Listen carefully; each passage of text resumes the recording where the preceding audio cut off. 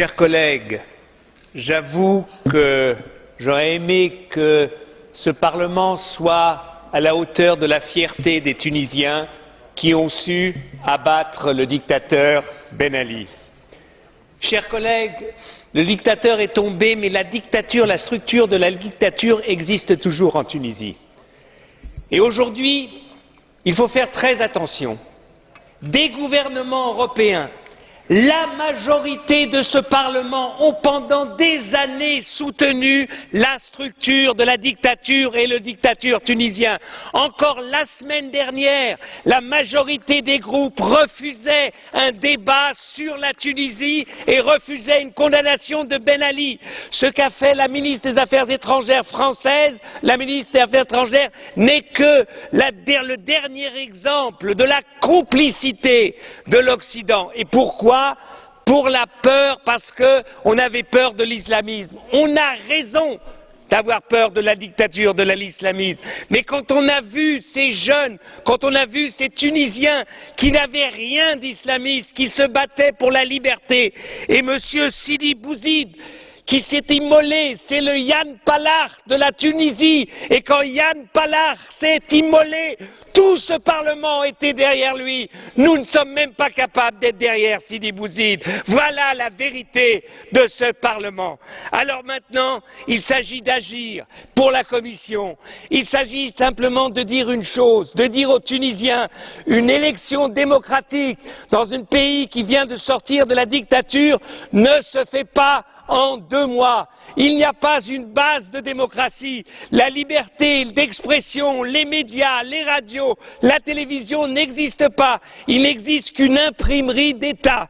C'est pour cela que je demande à la Commission qu'elle prenne l'argent de l'accord d'association et qu'elle mette cet argent au service de la liberté d'expression en Tunisie et non pas au service d'organisations gouvernementales tunisiennes. Deuxièmement, le gouvernement de transition n'est pas un gouvernement d'unité nationale. Pourquoi? Parce que la majorité de ceux qui sont battus ou qui sont en exil ne sont pas encore rentrés, ne sont pas reconnus. Donc il faudra du temps pour que des forces démocratiques, non pas des forces qui avaient été reconnues entre guillemets par Ben Ali, mais des forces réellement démocratiques puissent se développer. L'Union européenne doit démontrer que pour nous, ce qu'il se passe en Tunisie, c'est la clé de la compréhension et de l'espoir pour tous les pays arabes.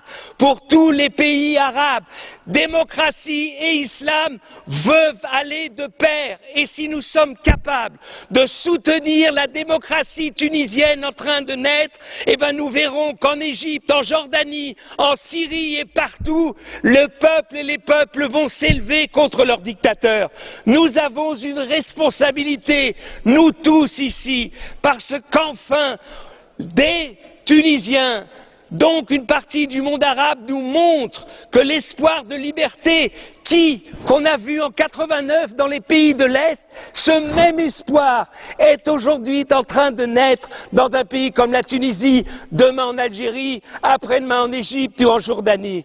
Donc, c'est pour ça que c'est inimaginable que ce Parlement, eh bien, reste assis, dit « Oh oui, peut-être, on ne sait pas. On ne savait pas en 89 ce qu'allait devenir la Pologne. On ne savait pas, avec Gorbatchev, ce qu'allait devenir la Russie. Si à chaque fois que les peuples demandent la liberté, on leur demande une assurance, qu'ils nous disent que c'est sûr que ça ira dans une direction, on ne soutiendra jamais la liberté. On ne la soutiendra jamais.